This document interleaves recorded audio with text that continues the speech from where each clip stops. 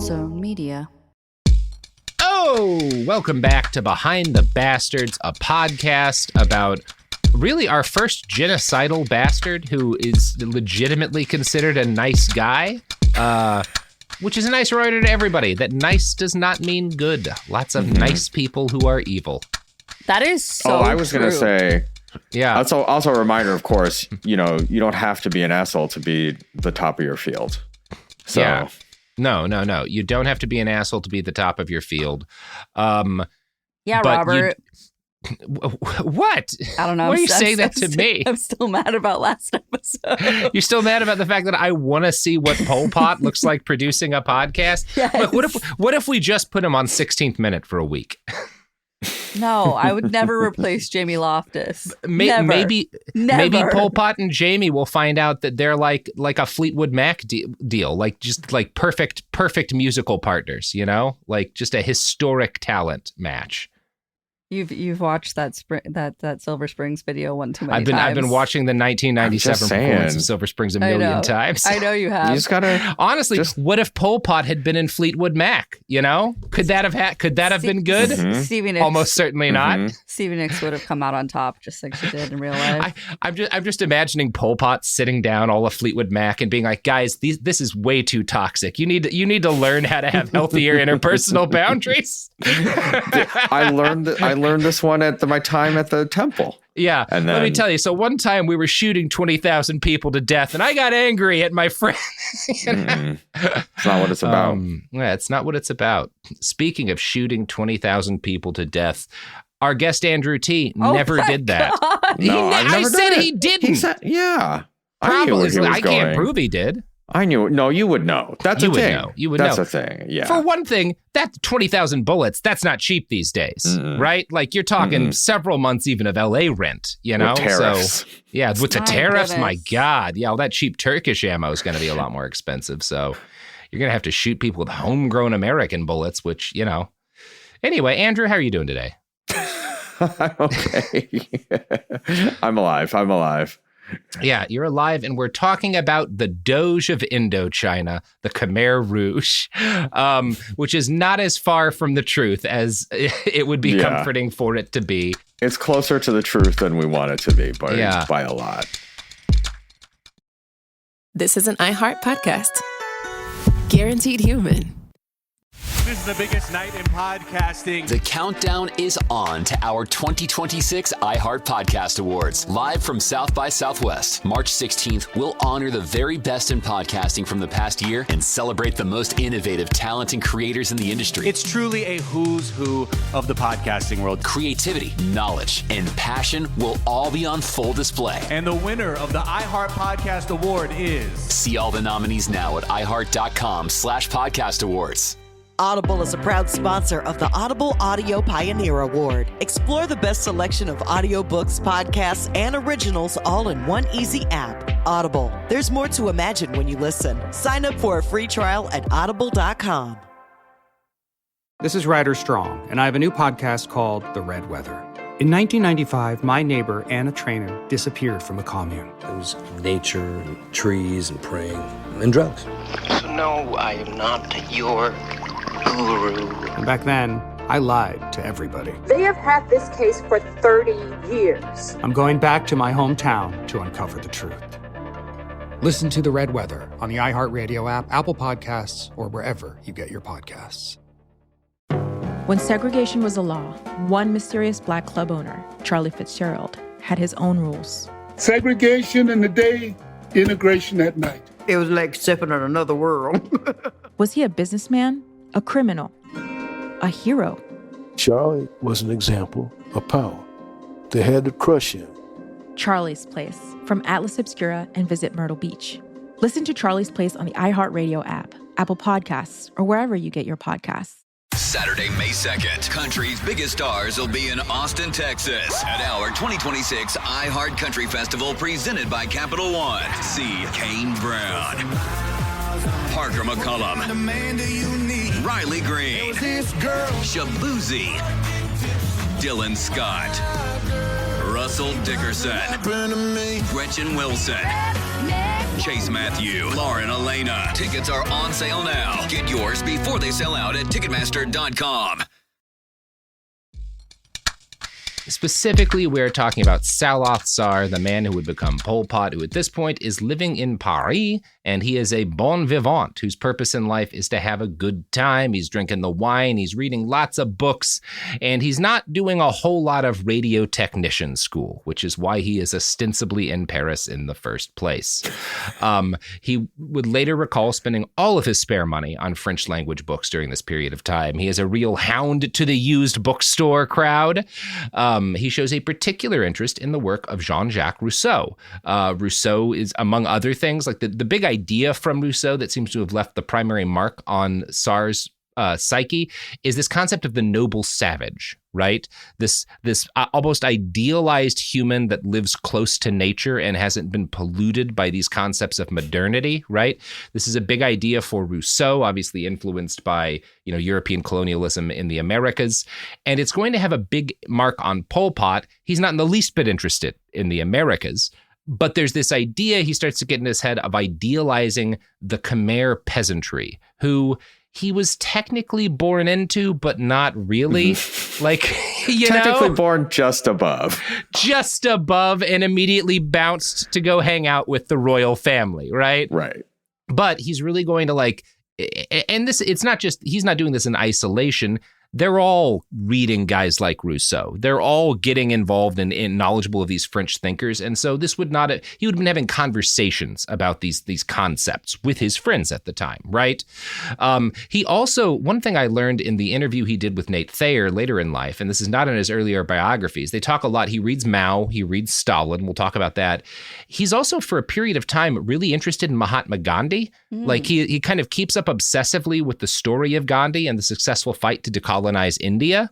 Not a Gandhi figure, Pol Pot, you could say, but he's and it makes sense that he's interested in it because India is a colonized country that throws off the shackles of its colonial oppressor, and that's what he's going to want to do, right? Mm-hmm. He does reject the Gandhi route. Well, it's about that, the ends justifying the means, right? This is where this goes, right? Now, and here's the difference. Pol Pot, I do think, could have been a pretty good podcaster. Gandhi, terrible podcaster. Absolutely dog shit. Could have had a YouTube channel. Could have been pretty good on YouTube, He's more of a Twitch. Instead of freeing India, he would have gotten really successful on Patreon and then started guy. A Twitch streamer. He'd be more Gandhi on Twitch. Playing Gears of War, but just refusing to shoot the whole time.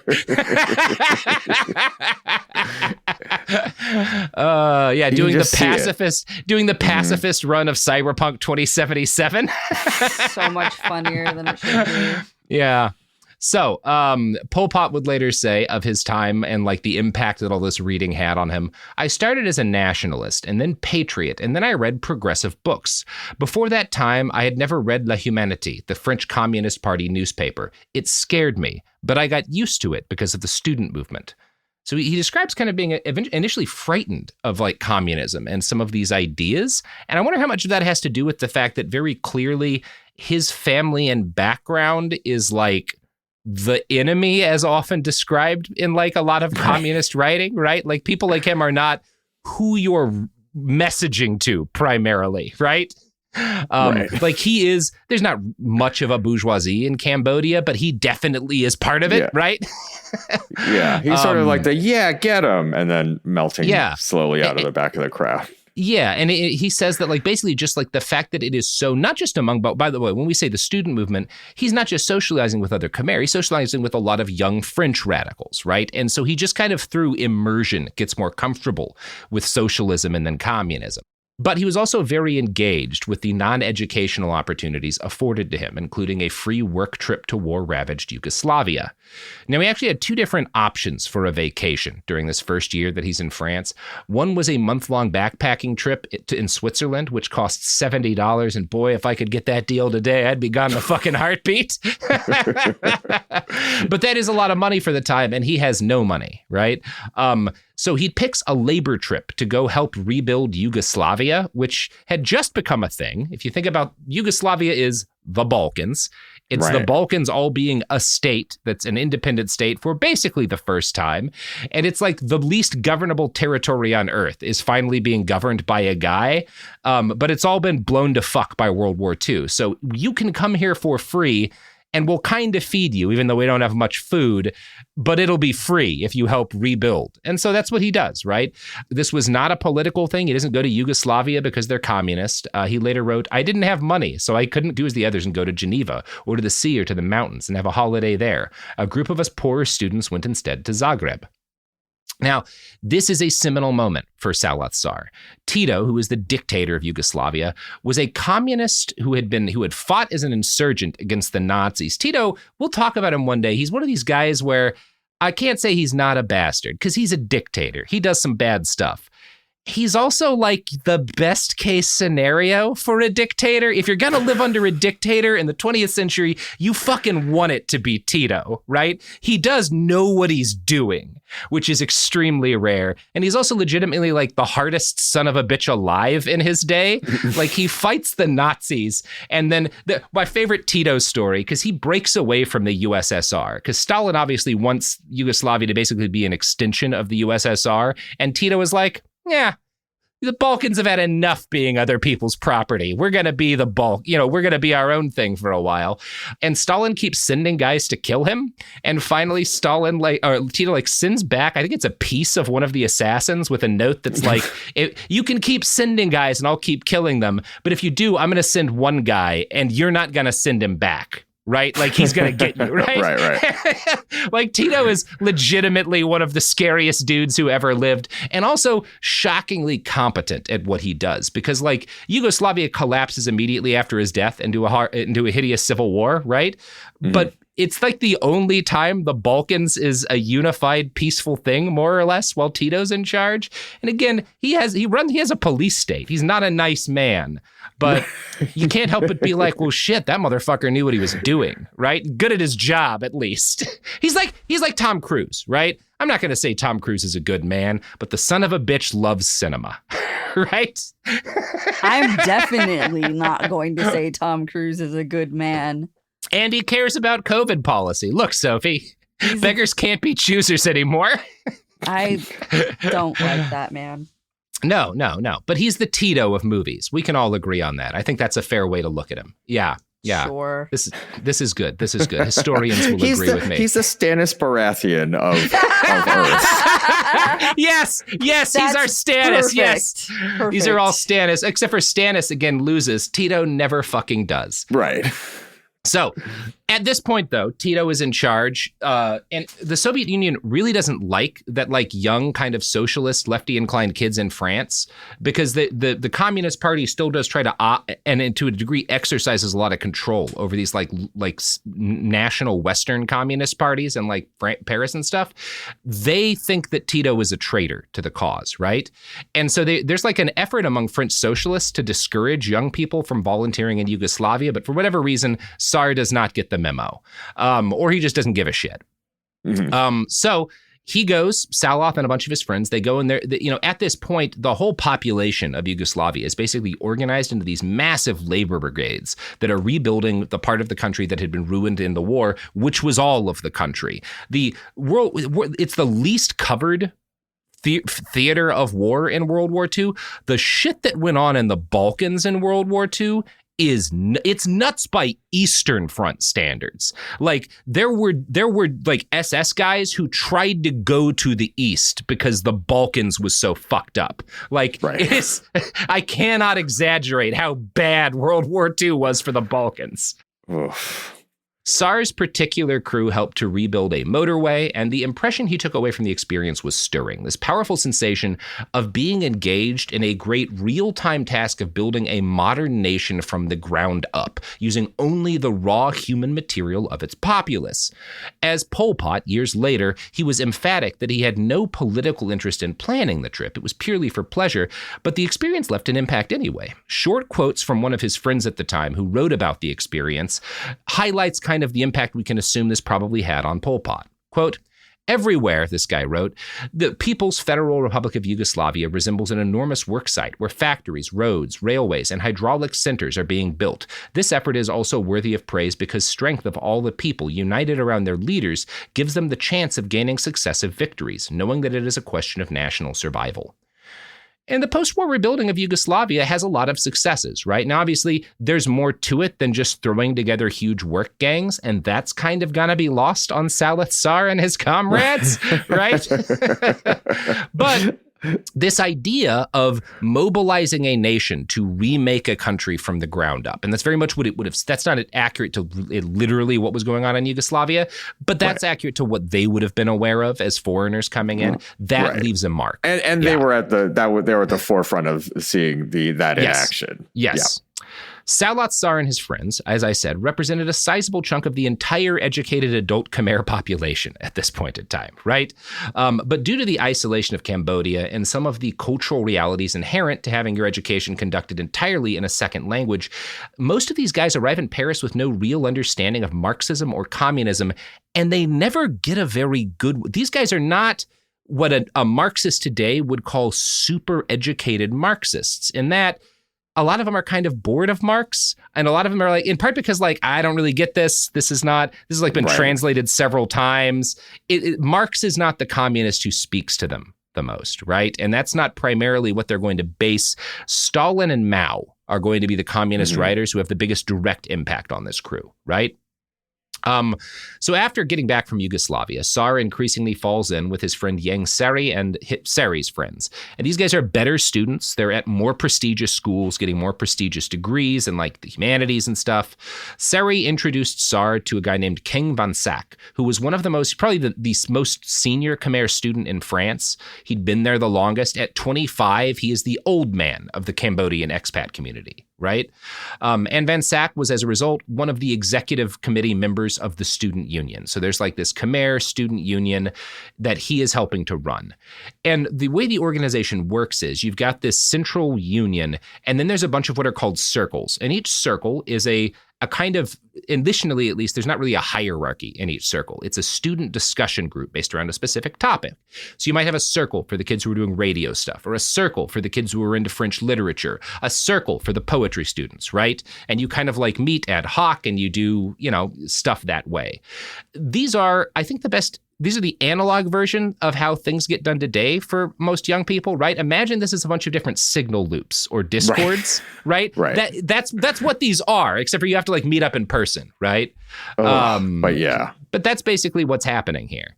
So a month or so after meeting Sar, Van Sack convened a private gathering to create a new circle dedicated to discussing Cambodia's future. By this point, the Viet Minh were escalating their war for independence against the French. And there was widespread interest in what this might mean for Cambodians. And also because the Viet Minh are communist, and because Mao has just announced the start of the People's Republic, all these guys are being like, shit, there might be this global communist uprising that we could be a part of that could like free us from the shackles of French domination while still like being a part of this greater international community. And that sounds kind of dope, right? It is so funny to actually hear like the other side of domino theory. Mm-hmm.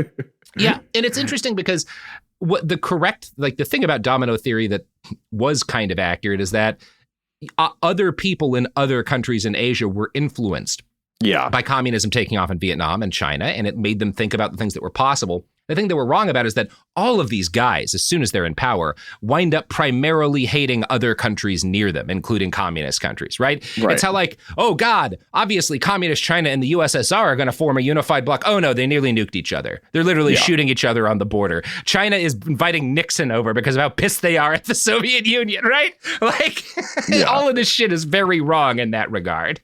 If you knew anything about the left, you'd knew that the left was never going to get along with each other. Like,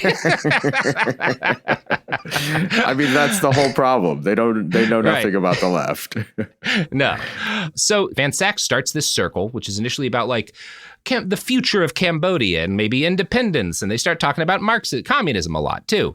Yang Sari attends, as does a number of future influential Khmer politicians, including Saloth Sar. So they're beginning to talk more about communism, and again, mostly focused around Mao and Ho Chi Minh. In January of 1950, China became the first country to recognize North Vietnam, which was still a couple of decades away from just being Vietnam. The USSR followed, and this prompted an equal but opposite reaction from the US and her capitalist allies, who then in turn recognized Cambodia, Laos, and South Vietnam as part of the so-called French Union. Maybe not the wisest move. Yeah. All these guys want to be independent, and that seems to be a big part of the appeal of communism, is getting let's recognize them as part of France. That'll stop this, nip this in the bud. Oh, God. Classic, I guess. Yeah. So everyone in the area is increasingly prodded to choose sides. Thailand, for example, picks the U.S., right? In part because the U.S. is like, we will give you guys so many fucking guns. So many fucking guns. France controls the Union for a while, and Vietnamese leaders, as a result, see a strategic benefit in starting to seed allied communist movements in these neighboring countries, right? Because these places are part of the French Union, these Viet Minh leaders are like, okay, so we should start sending some like cadre leaders to Cambodia and Laos, maybe with some weapons, and see if we can start making local communist movements in the imitation of the Viet Minh so that they can start their own uprisings, which will overall help us in our goal and just getting the fucking French out of this goddamn place, right?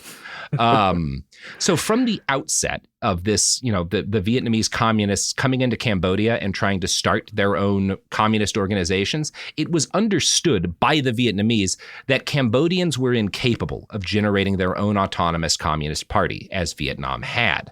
There was no proletariat, right? Which is the Marxist idea is that is where a communist movement comes from, right? Everyone is the peasantry, basically, within Cambodia. Right. And that means there's no base of education or convenient way to reach and organize large numbers of Khmer in any reasonable time frame. So a decision is made. These are their conclusions. And by the way, they're not going to prove broadly accurate, but this is how the Vietnamese are thinking. And this is a very chauvinistic, paternalistic attitude, which is exactly how everyone in Cambodia feels about the Vietnamese. They're arrogant, they don't think we're really people, and they don't listen to us. And the Vietnamese are like, well, yeah, we can't let these people make any decisions, right? So they're not wrong.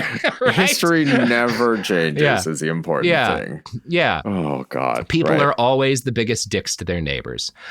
So a decision is made that these Vietnamese leaders are going to build communism in Cambodia from the top down, which is not how it generally works. The Khmer National United Front is the result. This organization was patterned off of the Viet Minh, but it had some local characteristics, including an embrace of the king, who it argued must be liberated from French territory. And that doesn't really fit with traditional communist ideology, right? The fact that we actually love the king, but the king is super fucking popular with the regular people of Cambodia, right? And so this is one of the wiser things. The Vietnamese are like, well, we can't just shit talk the king because they will immediately stop listening to us. We have to do this thing. And they're kind of, I think, recognizing a lot of what people said about the Tsar pre-revolution and even Hitler, where it's like, well, he must not know about all the shitty stuff his dudes are doing, right? And so I think the Vietnamese are like, let's just say the king's really good and the French are the ones making him making things suck, right? Fuck it, right? Right. This doesn't hurt us. The first Khmer Vietnamese Communist Party member, Nguyen Thanh Song, was put in charge of this party in May, and he issues a proclamation of independence that means absolutely nothing at the time because they control no real territory. Right. There is an actual Cambodian Communist Party started a year later. This is eventually going to be the Khmer Rouge, but it's not right now. Vietnamese fighters liberate a few small border areas. And again, because there's a lot of strategic benefit in them having this area to retreat to, right? And to, hold supplies and stuff. And they set up in these areas, they quote unquote liberate a system that imitates the Viet Minh People's Committees that are run by Vietnamese revolutionaries. Every decision made by Cambodian assemblies and committees in these territories has to be approved by the Vietnamese. You cannot join the Cambodian Communist Party without Vietnamese approval. Right. So this is very centralized and very much not something in which the Cambodians have a lot of say, even though it's their communist organization. Right.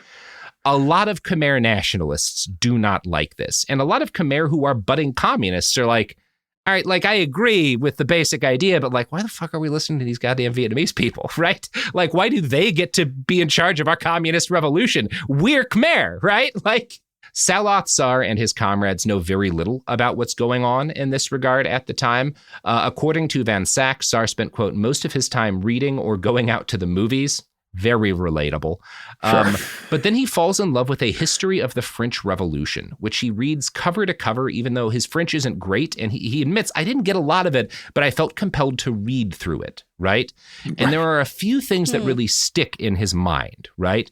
One of them is the concept of a revolution as a historical reset. As in, once succeeding in a revolution means you can break history, right? Right.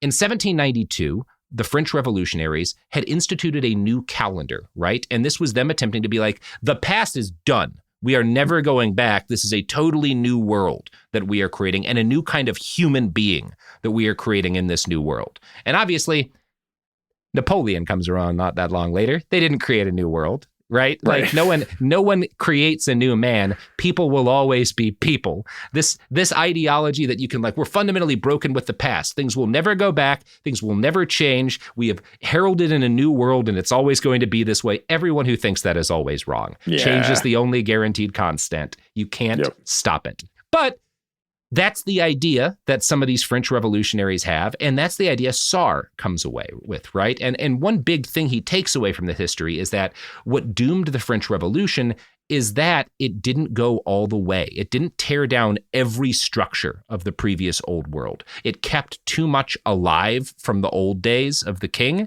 and that's why it eventually failed. So you do want to have a total break with the past. A revolution should be that, but you have to destroy absolutely everything that had existed previously. Right. And this is he's not coming up to this on his own. This is a lot of stuff that he and his circle are talking about. They are more influenced in a lot of ways by the French Revolution than what's happening in Vietnam because they're in France, right? They're studying in French schools, you know? Now, over the course of 1951, the circle Van Sack had started turned into a Marxist circle, which itself began to exert direct control on the rest of the student union. And they kind of turned this student union into a stealth communist vanguard party.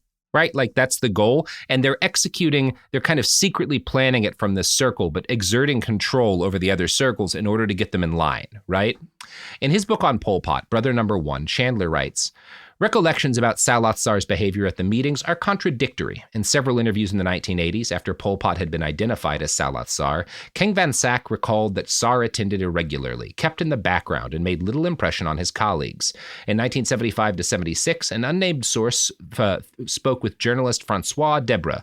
The source, who had attended the discussion groups, remembered that Saloth Sar was the most intelligent, the most convinced, the most intransigent. It was he who animated the debates and most impressed the newcomers. Now, there's some evidence that this unnamed source mixed up Pol Pot with a different kid and was actually talking about someone else. We really don't know. The guy, Deborah, basically claims that this dude he talked to stated that, like, I knew immediately this guy was going to wind up leading the Communist Party in Cambodia. And that Pol Pot even said at the meeting, I will direct the revolutionary organization. I will be its secretary general. I will hold the dossiers. I will control the ministers. And I will see to it that they don't deviate from the line fixed in the people's interests by the Central Committee. I don't think this is likely. I'm bringing it up because it's one of the reports. Most of the people who survived from these days were like, yeah, he was like a part of it. He was there. He was engaged. He was pretty quiet. He was always happy to do work and like help, but he wasn't like a big guy. That reminds me of a lot of guys, right? We talk about like Ceausescu, who like, if there's ever a guy in your revolutionary organization who's like really quiet, really friendly, and always willing to do bullshit work, you need to kill that man immediately because he's going to murder all of you and take power once the revolution's over. That's the way these things go, right? Yeah. Speaking of murder. No. Instead of killing anyone, kill your wallet with these products. Wow. Segregation in the day, integration at night. When segregation was the law, one mysterious black club owner had his own rules. We didn't worry about what went on outside. It was like stepping in another world. Inside Charlie's Place, Black and white people danced together. But not everyone was happy about it. You saw the KKK? Yeah, they were just dressed up in their uniform.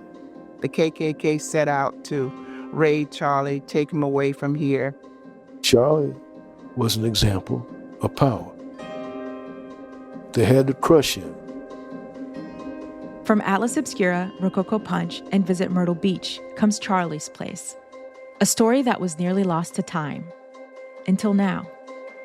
Listen to Charlie's Place on the iHeartRadio app, Apple Podcasts, or wherever you get your podcasts. Almost 30 years together, 4 kids, and some of reality TV's most unforgettable moments, we know a thing or two about living life out loud. We're taking you behind the scenes in our new podcast, Between Us, with me, Heather Dubrow. And me, Terry Dubrow. Between Us isn't about perfect lighting or curated Instagram grids. It's the unfiltered, behind-closed-doors conversations you wish you could eavesdrop on. Equal parts smart, funny, and a little bit scandalous. Every week, Heather will bring you an unapologetic take on the headlines, the trends, and the cultural moments everyone's texting about. And Terry will deliver insider beauty, health, and wellness insights you won't find on TikTok. Together, we'll tell the stories, spill the secrets, and share the hacks that keep life, marriage, and everything in between feeling fresh and fun. We may live in a gated community, but there's zero gatekeeping here. And plenty of did they just say that moments? Listen to Between Us on the iHeartRadio app, Apple Podcasts, or wherever you get your podcasts. I'm Anna Navarro, and on my new podcast, Bleep with Anna Navarro, I'm talking to the people closest to the biggest issues happening in your community and around the world. Because I know deep down inside right now, we are all cursing and asking, what the bleep is going on? I'm talking to people like Julie K. Brown, who broke the explosive story on Jeffrey Epstein in 2018. These victims have been let down time and time again for decades and decades and decades by local law enforcement, by federal law enforcement, by administration after administration. The Justice Department, through, I think we counted 4 presidential administrations, failed these victims. Listen to Bleep with Anna Navarro as part of the My Cultura podcast network, available on the iHeartRadio app, Apple Podcasts, or wherever you get your podcasts. Welcome to Dirty Rush, the truth about sorority life, the good, the bad, and the sisterhood. With your hosts, me, Gia Giudice, Daisy Kent, and Jennifer Fessler. Rush, the recruitment, the ritual, the reality of Greek life has been a mystery for those outside the sorority circles until now. Is it really a supportive sisterhood that's simply misunderstood? Or is there something more scandalous happening on campuses across the country? In this podcast, we pledge to peel back the layers and spell out the truth one Greek letter at a time. Pledges and actives, rush chairs and ritual keepers. Some call it the best time of their life, while others say it's a nightmare. From a perfect rush to recruitment scandals, what is really going on behind the doors of those sorority houses from Alpha to Omega? We're taking you inside Sorority Row, including the chapter room, as we explore the fellowship and the frenemies. Let's get dirty. Listen to Dirty Rush on the iHeartRadio app, Apple Podcasts, or wherever you get your podcasts. Oh, and we are returned back.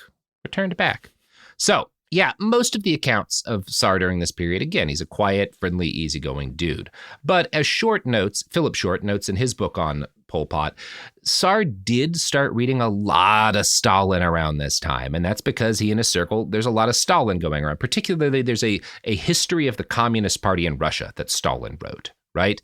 And it's a Stalin book, right? So we could assume, there's a couple of things you can just infer, even if you haven't read it. It's very paranoid. It is very focused on the internal enemies, right? His history of the Russian is very focused on the need to, how necessary it was for him to get rid of internal enemies within the party who were counter-revolutionary, right? Who were dangers to the success of the revolution because he was Joseph Stalin, right? Right. And the fact that this book is seen as very inspirational to Saloth Tsar and a lot of his young, not great, not going to end well, not going to end well.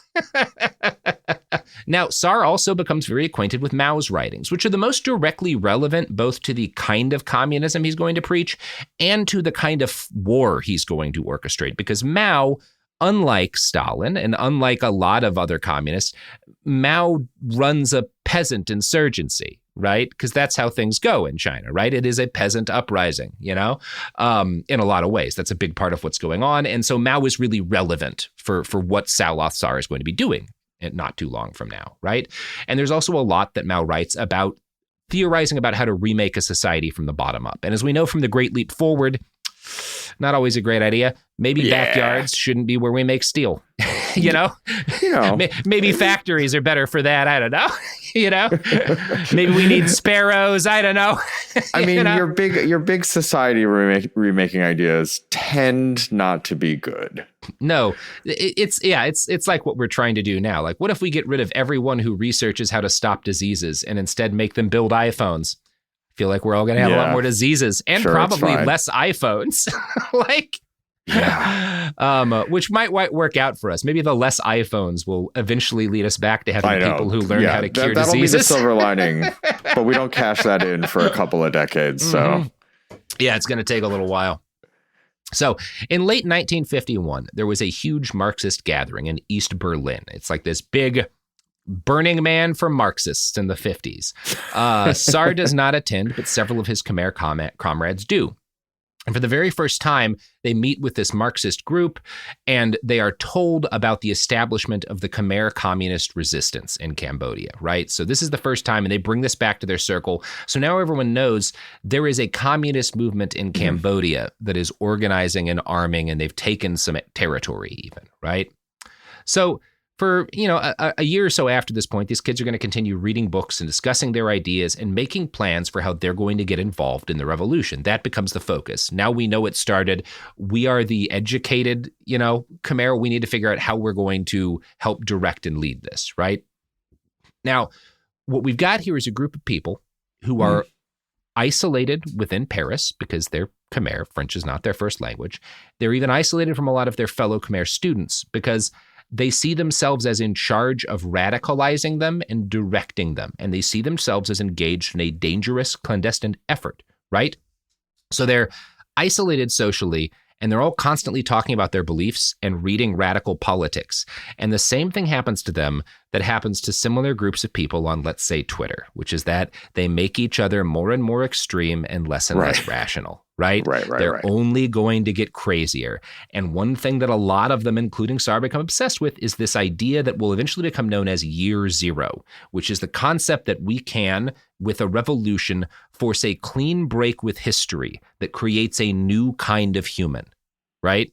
This is not limited to Cambodian communists. This is not limited to communists, because you can find some stuff that the Nazis were talking about that's not all that different, but there's this concept of the new Soviet man that's less eugenic for the communists. But there's this idea that if we remake society radically enough and break what had existed radically enough, we can make fundamentally different people that way. And it really is like, these people just simply cannot hear themselves. Well, it's look, I think everyone believes a degree of this, which is one of the reasons why nobody should ever get the power to try, right? Yes. When I'm watching Star Trek, if we just did it my way, When I and others watch Star Trek and are like, oh, what if we could be like that? You're not thinking people can be radically remade. And I'm not saying I don't think people can be made better, but it doesn't happen like this. It happens very slowly and carefully. And if you want to actually improve the quality of people, you improve their quality of life, and you don't do that by shattering everything that makes it possible for them to survive at the jump, right? It's people can get better, both as individuals and as societies, but the most important thing is not to kill them all while you're doing that. The means create a different end than you think. Yes. And this is going to, like, the idea that's going to be like particularly prevalent is that, like, because of the danger of Vietnam, we're going to have to do this very quickly, right? Once we get independence, we have to remake ourselves into a society that can withstand our foreign aggressors as quickly as possible, right? Right. In a paper on the subject, historian Andres Ayres writes, Maoism also provided the Khmer Rouge with an activist perspective on history, something that sheds considerable light upon their own year zero. This activist perspective, as opposed to the orthodox Marxist representation of history as a rational process of necessary advances, emphasized human will and the triumph of determination over material conditions. Put differently, not so much learning from history as overcoming it, diverting history in the right direction, as it were, by means of superior will and resolution. The French Revolution, as already noted, had met with failure by stopping halfway. Yet even Mao, argued Q Samfan, the movement's chief theoretician, had not been radical enough to overcome history by definitively abolishing private property, the family, received knowledge, and traditional teaching. So again, this is where we see like the real dangerous thing is there's like, number one, you're never going to learn from history. It's like, no, we're going to transcend it. Not possible. No one ever has. And you really should pay attention to the shit people try to do in history. Like, for example, every time in the past when someone's decided, a guy who's never farmed is going to remake how my entire country grows food, that only ends one way, and it's with everyone starving to death. Right? Yeah. Whether it's the fucking East India Company governing in Bengal, whether it's fucking Lysenkoism in the Soviet Union and China, it always ends in mass starvation. Don't do it. I mean, listen, we're on the A side of this proposition with, guys that don't know what the fuck they're talking about, deciding how Social Security should be distributed. Yeah, we can fix all this because I'm good at video games. Yeah. It's fucking a lot of people, this is a very attractive thing to think that you can do, right? Yeah. So for Samfan, who's again, he's one of, Pol Pot's peers in this period of time, and he's like kind of the chief theoretician of what becomes the Khmer Rouge, the task of making communism a reality entailed an ideological 0 point. 0 for him and 0 for you. That is true equality, right? And this is zeroing in the sense that you like zero a rifle, right? We're zeroing right to a point where everyone is in the same place, and then we can build up, right? Yeah. Now, to be clear, these conclusions I just related aren't all fully sketched out during the years they're in Paris, right? But they start on that road in Paris. And as these guys filter back into Cambodia, they're going to continue working to that point, right? Paris starts the process that ends in the ideology of what we now know as the Khmer Rouge. As things actually stood in 1952, Sarr and his comrades were committed communists, but not particularly well-read ones. And his writings from this period don't sound like what you would get from an avowed Marxist. In fact, one of the weird things is that like Pol Pot's first political obsession seems to be with democracy, which he called, quote, incomparable and as beautiful as a diamond. And democracy and communism, in his eyes, are very, not just compatible, they're the same thing. And they're the same thing in that they stand in opposition to the monarchy. Right. He published his first political article. The first thing we know he wrote was called Monarchy or Democracy. And it was a strident argument against the king in favor of a democratic system. And he gives examples of democratic systems that Cambodia should be made in the image of. And his examples are China, France, and the USSR.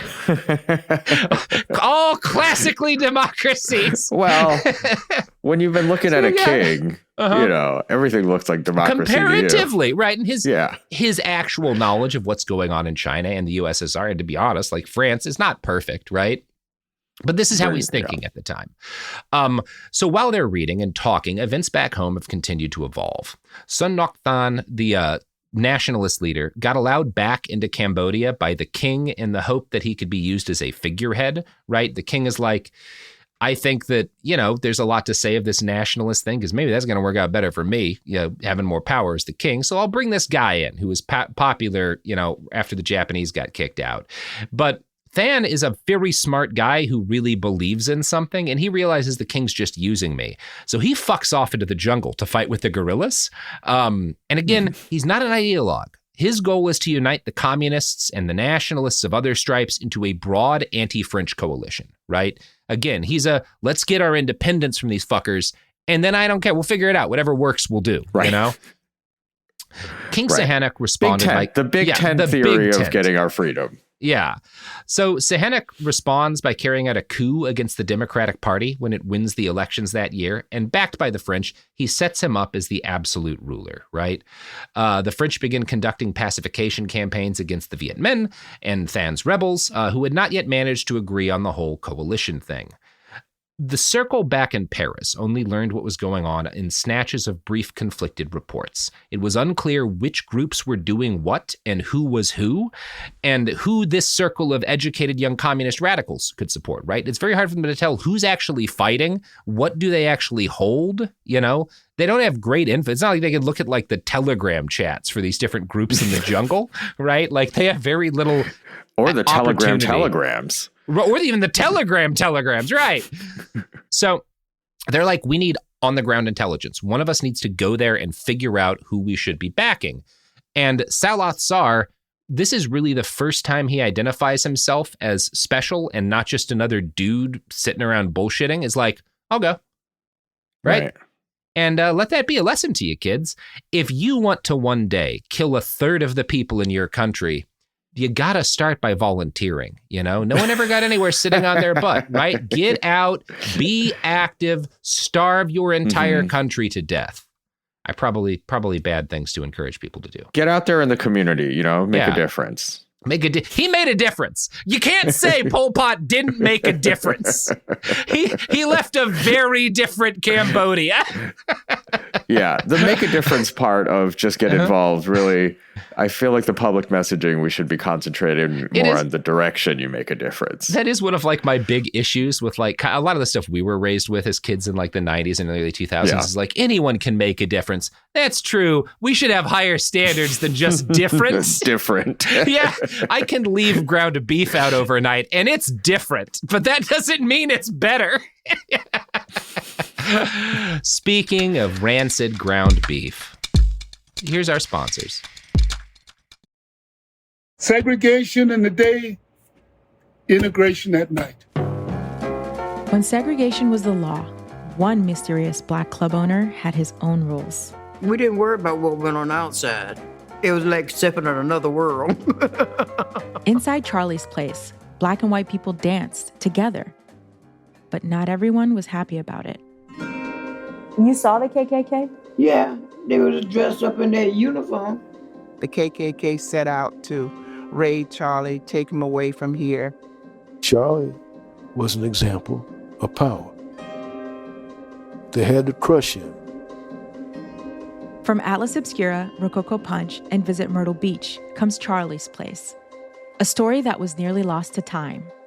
Until now. Listen to Charlie's Place on the iHeartRadio app, Apple Podcasts, or wherever you get your podcasts. Almost 30 years together, 4 kids, and some of reality TV's most unforgettable moments, we know a thing or two about living life out loud. We're taking you behind the scenes in our new podcast, Between Us, with me, Heather Dubrow. And me, Terry Dubrow. Between Us isn't about perfect lighting or curated Instagram grids. It's the unfiltered, behind-closed-doors conversations you wish you could eavesdrop on. Equal parts smart, funny, and a little bit scandalous. Every week, Heather will bring you an unapologetic take on the headlines, the trends, and the cultural moments everyone's texting about. And Terry will deliver insider beauty, health, and wellness insights you won't find on TikTok. Together, we'll tell the stories, spill the secrets, and share the hacks that keep life, marriage, and everything in between feeling fresh and fun. We may live in a gated community, but there's zero gatekeeping here. And plenty of did they just say that moments? Listen to Between Us on the iHeartRadio app, Apple Podcasts, or wherever you get your podcasts. I'm Anna Navarro, and on my new podcast, Bleep with Anna Navarro, I'm talking to the people closest to the biggest issues happening in your community and around the world. Because I know deep down inside right now, we are all cursing and asking, what the bleep is going on? I'm talking to people like Julie K. Brown, who broke the explosive story on Jeffrey Epstein in 2018. These victims have been let down time and time again. For decades and decades and decades, by local law enforcement, by federal law enforcement, by administration after administration. The Justice Department, through, I think we counted 4 presidential administrations, failed these victims. Listen to Bleep with Anna Navarro as part of the My Cultura podcast network. Available on the iHeartRadio app, Apple Podcasts, or wherever you get your podcasts. Welcome to Dirty Rush, the truth about sorority life, the good, the bad, and the sisterhood. With your hosts, me, Gia Giudice, Daisy Kent, and Jennifer Fessler. Rush, the recruitment, the ritual, the reality of Greek life has been a mystery for those outside the sorority circles until now. Is it really a supportive sisterhood that's simply misunderstood? Or is there something more scandalous happening on campuses across the country? In this podcast, we pledge to peel back the layers and spell out the truth one Greek letter at a time. Pledges and actives, rush chairs and ritual keepers. Some call it the best time of their life, while others say it's a nightmare. From a perfect rush to recruitment scandals, what is really going on behind the doors of those sorority houses from Alpha to Omega? We're taking you inside Sorority Row, including the chapter room, as we explore the fellowship and the frenemies. Let's get dirty. Listen to Dirty Rush on the iHeartRadio app, Apple Podcasts, or wherever you get your podcasts. Oh, boy, howdy. We are back and we're talking about eating rancid ground beef because, look, the FDA is no longer going to be, Andrew, it's actually good that you're back because you're the person I first told on the air my story about eating dozens and dozens of rancid mussels at a Vegas buffet and getting horribly ill with my friend in a mussel eating competition. Forgot about that. Yeah. Well, who's the smart one now? Who's getting ready for the RFK Jr. future now, baby? It's me. Yeah, I got an iron stomach. I don't care how bad our food gets. You know you can live through it. We don't. I was molded by this, you know? Yeah. I've had Giardia. I don't give a fuck anymore. A lot of kids are going to die. Anyway, back to the podcast. Jesus Christ, Robert. It's important to note that Salazar's back. Part of the reason why he volunteers to go travel back home and make contact, and part of why everyone agrees he's a good guy to do it, is he's got the contacts, he's got the widest breadth of contacts because his dad is a farmer. He did grow up in a rural village. He knows rural people. He's able to talk to rural Khmer people. He also is able to talk to urban people. He was educated in the city, but he also spent a lot of time in the palace, so he can talk to that chunk of the population. He's really good at talking to everybody, right? Like, that's a big thing. He's charismatic, and he's charismatic in the way that matters, which means he can, within seconds of meeting someone new, figure out the best way to communicate with them, right? Like, that's the kind of skill that he has, and you can't teach that. You can't learn it after a certain point in your life. It really is just a product of, during your formative years, running into enough different kinds of people that you can get very good at that, right? And Salazar has that ability.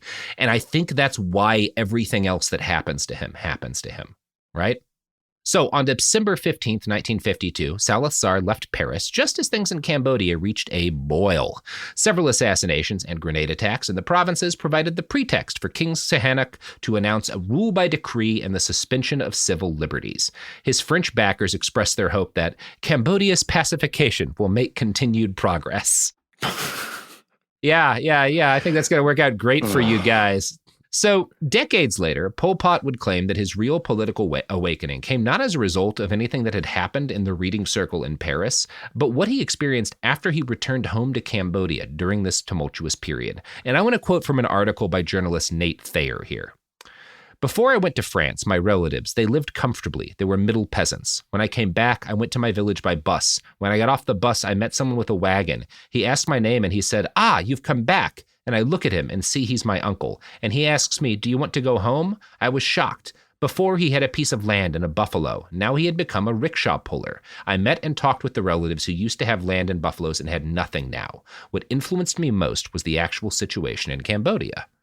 And I don't think that's untrue, but it does make me think of, that is not I reckoned with the suffering of the common man, and it allowed me to realize that, like, I had grown up in a privileged position. That is, my family was supposed to be doing better than this, and they're not, which is really familiar to, like, modern conservative radicalism in a lot of ways. I find that interesting. Yeah, it's the me of it, not the like us of it. Right. And it also is worth noting in terms of how accurate is this to what really radicalized him. This is Pol Pot near the end of his life in the late 90s, talking to journalist Nate Thayer, who also, by the way, passed pretty recently, about a year and a half ago.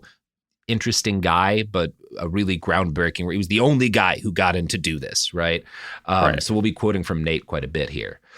Over the next 8 years, Tsar is often in the provinces. He's moving around. He's connecting these different groups as the rebellion against, the king and then the prince, Sihanouk, goes through several stages. The Red Khmer, or Khmer Rouge, proved to be the most resilient of kind of the different nationalist rebel groups against the repeated pacification campaigns. Salat Tsar rose through the ranks for the same reason. He was hard to fucking kill. And he was hard to kill because from the beginning, he's the first of the guys in his circle who's like, well, I'm not going to ever go by my real name. I'm going to start, like, from that first article he writes, he picks a fake name, and he picks fake names as he's doing this on the groundwork, meeting these rebels. He doesn't call himself Salat Tsar. Pol Pot's one of the names he uses, but like he has a couple of different nicknames. We'll go over them later. And this means he's anonymous, and he's good at being anonymous. He's one of these guys who's kind of forgettable. That's what everyone in Paris talks about, is you don't notice him in a room, and that means he doesn't get spotted and killed by the security forces. Kind of blending in and being forgettable, great asset for a guy who's trying to build a revolutionary movement under like constant bombardment from the French. Right. Yeah. You blend in. Yeah. I mean, that's the spy thing. That's the real life spy thing, I guess. Yeah. But yeah. And again, folks, if you're trying to overthrow the government and there's a guy in your cell and you can never remember his name, you need to murder him immediately. Mm-hmm. He's going to wind up taking power, right? I mean, the problem is it's always one of those guys, but not all of those guys is going to become the problem. Some of those guys are just really good at like keeping their mouths shut. It's dumb. Yeah. Or they just have nothing to say. Or they just got nothing to say. Yeah. Yeah. They're just vibing. So Tsar was amongst the first Khmer revolutionary leaders to take pains to keep himself anonymous. As a result, nobody realizes that he's steadily moving up the ranks of the insurgency. In 1960, he is added to the Communist Party's Standing Committee. Now, in the same interview I just quoted from with Pol Pot near the end of his life, Nate Thayer writes, and this is Nate Thayer quoting Pol Pot, "The secrecy that made the Khmer Rouge so effective was," Pol Pot said, "second nature to him. Since my boyhood, I never talked about myself. That was my nature. I was taciturn. I'm quite modest. I don't want to tell people that I'm a leader. I didn't tell anybody, not my brother, not my sister, because I didn't want to worry them. If anything happens to me, I didn't want them to have any connection to it. So some people think that I don't care about them, but on the contrary, I love my relatives, but I never revealed my political thinking to them." And I gotta say, OPSEC king here. One thing, you can't take that away from Pol Pot. This motherfucker would have been incredible at using Signal. Like, nobody would have known this son of a bitch's name. He would have had burner phones for his fucking burner phones. This guy is really good at staying secret. Oh my God, imagine having that discipline. He's very disciplined, right? Like this isn't an accident that he winds up where he is. He's smart. He continues to live, in addition to this private hidden revolutionary life, he has a very public life and career. He is a teacher at a private school. Like he's like a high school teacher during this period of time. And he's a pretty good teacher. I'm going to quote from Chandler's book here. As a teacher, he was remembered as calm, self-assured, smooth-featured, honest, and persuasive, even hypnotic when speaking to small groups. Among his students and his colleagues in the clandestine communist movement, he seemed in these years to have gained some of the moral authority and stature he enjoyed among his followers up to 1997. A man who met him in the late 50s, for example, said, "I knew immediately that I could become his friend for life." Yeah. And by the way, yeah. That's what they say about presidents and dictators alike. And there are people he kills who, like, that is their recollection. Is like, I knew he was my friend, and they die of being like, wait, this can't happen. No, I know Pol Pot. You gotta let me talk to him. And Pol Pot doesn't give a fuck. Right. Now, what is interesting to me about Salat Tsar is that these recollections of him as a kindly, decent, sweet man aren't a product of later propaganda. Like most revolutions, the Khmer Rouge heavily attacked their own people, which caused a lot of Khmer Rouge to defect. And like when these guys were interviewed later, basically none of them said Pol Pot was why they left, right? And in fact, even after the extent of his crimes were known, most of the people who had defected from the Khmer Rouge, according to Chandler, described Pol Pot as, quote, a man they regarded almost as a saint. So they're like, oh, right. Yeah, I mean, the regime killed all these people, and, like, I had to leave. It was so fucked up. But that Pol Pot, but, like, basically Jesus. Yeah. Man, it's so good weird. At this. He's really good at this, right? Like, you can't take that away from him. The motherfucker knew his business, right? Now, as I noted, Pol Pot made it to the Standing Committee in 1960. The party leader was a guy he'd known from the Paris days called Samoth, who was assassinated probably by the King's security services in 1963, although a lot of people theorize Pol Pot did it, because Pol Pot succeeds Samoth as the leader of the party in 1963. And now he's in charge of the Khmer Rouge, right? This is how he rises to run things, and he will retain that position for more than 30 years. He is now in sole command of the communist revolution. Later in life, Pol Pot spoke of this rise to the peak of power as a chance accident of history. There was nobody else to become secretary of the party, so I had to take charge, right? Like, what else was I gonna do? You know, like I didn't have a choice. I had to be in charge. Someone had to do it. And Nate Thayer, I really recommend. We'll have it in the links there because Nate posts both the article he wrote about his interview and the raw interview transcript. And Pol Pot's like, Samoth was my best friend. I loved him. Why would I have had him killed? And I think the broad agreement is it was probably the French security services, but I can't not be suspicious because Pol Pot talks about a bunch of people he loves, and then Nate Thayer will be like, but you had his entire family killed, including his like infant grandchildren. And he'd be like, well, yeah. Like, yeah, well, yeah. That's just how things go sometimes here in the Khmer Rouge, right? You're going to kill someone's whole family. Sure. Doesn't mean I didn't love him. That's right. That's right. God, imagine getting like, the genocide conducted by like, not, I was going to say Ned Flanders, but not even that. Just like a Mr. Rogers ass. Yeah. Yeah, if he was getting up there and being like, you guys are my best friends. I can't tell you enough how grateful I am. Now, you're all going to be machine gunned in a second, right? But don't think that means I don't love you, right? That has nothing to do with me. It has nothing to do with me. This has just got to happen for reasons I can't really explain. Anyway, I'm going to go bounce. I got to change the way we farm so everyone starves to death. Christ. Oh, well. I think that's a good place to end for part 2. We're going to just run all 3 parts this week because it was a longer script, but not quite enough for a 4-parter. So you fuckers are getting a bonus. But, you know, as we end, Pol Pot has risen to the leader of the Khmer Rouge. And I think it's going to go well, you know. I know I wrote another 9 pages, but my guess right now is everything's good. You know, what could possibly go wrong? Cambodia becomes the world's greatest industrial and agricultural power. Nobody dies. In fact, they invent the cure to immortality. That's my assumption. We'll see how it bears out. Yeah. Anything can happen. That's the important thing. Find out in part 3. I've got this book next to me called The Killing Fields, and I think it's because they made a killing in the biotech sector. Yeah, they're killing it. The show is called Chex Notes Behind the Bastards. Oh, no. Is that what we called the show? Oh, fuck. Oh, no. Andrew, how are you feeling? Oh man, I mean, you know, we're still positive. Still positive is the important thing. Yeah. So far, great guy.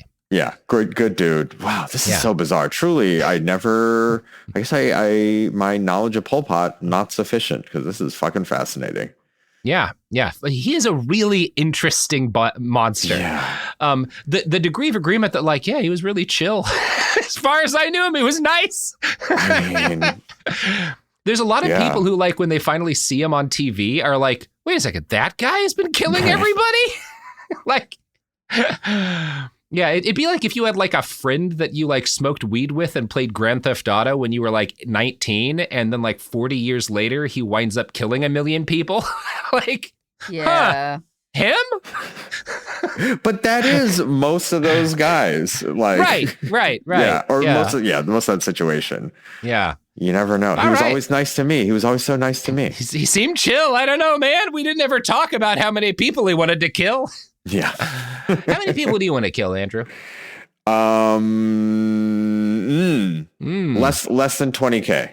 Less than 20K. Where we left. Listen, that's where we left at some point. I can't remember if it was last episode or.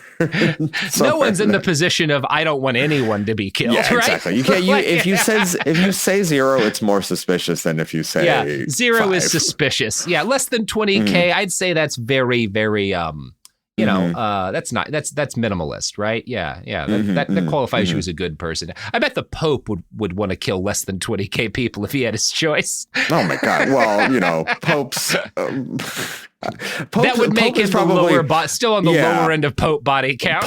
Pope would say, I would love to only have to kill 20,000 people. But see, that's the great thing about being a pope is you're grading on a curve where if you were to kill 20,000 people as a pope today, you're still in like the upper 20% of popes in terms of not killing a lot of people. Pope.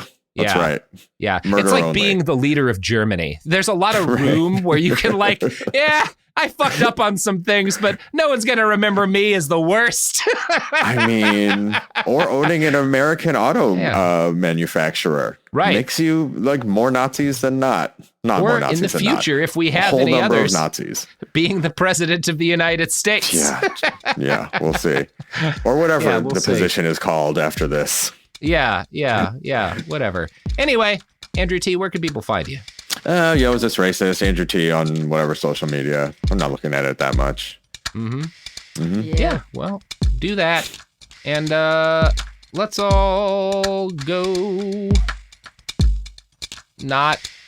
well, you know what? If you know somebody who's quiet and nice and that's the episode.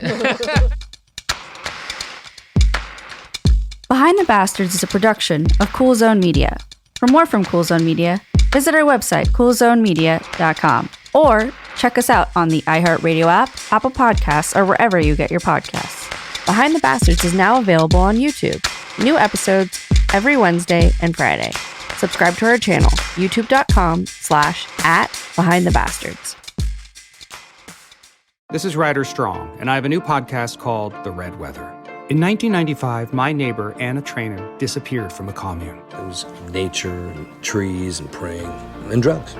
So no, I am not your guru. And back then, I lied to everybody. They have had this case for 30 years. I'm going back to my hometown to uncover the truth. Listen to The Red Weather on the iHeartRadio app, Apple Podcasts, or wherever you get your podcasts.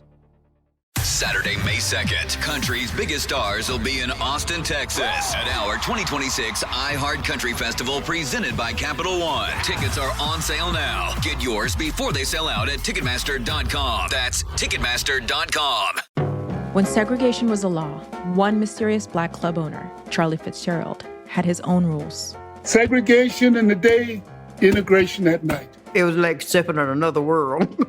Was he a businessman? A criminal? A hero? Charlie was an example of power. They had to crush him. Charlie's Place, from Atlas Obscura and Visit Myrtle Beach. Listen to Charlie's Place on the iHeartRadio app, Apple Podcasts, or wherever you get your podcasts. This is the biggest night in podcasting. The countdown is on to our 2026 iHeart Podcast Awards. Live from South by Southwest, March 16th, we'll honor the very best in podcasting from the past year and celebrate the most innovative talent and creators in the industry. It's truly a who's who of the podcasting world. Creativity, knowledge, and passion will all be on full display. And the winner of the iHeart Podcast Award is... See all the nominees now at iHeart.com/podcast awards. Audible is a proud sponsor of the Audible Audio Pioneer Award. Explore the best selection of audiobooks, podcasts, and originals all in one easy app. Audible. There's more to imagine when you listen. Sign up for a free trial at audible.com. This is an iHeart podcast. Guaranteed Human.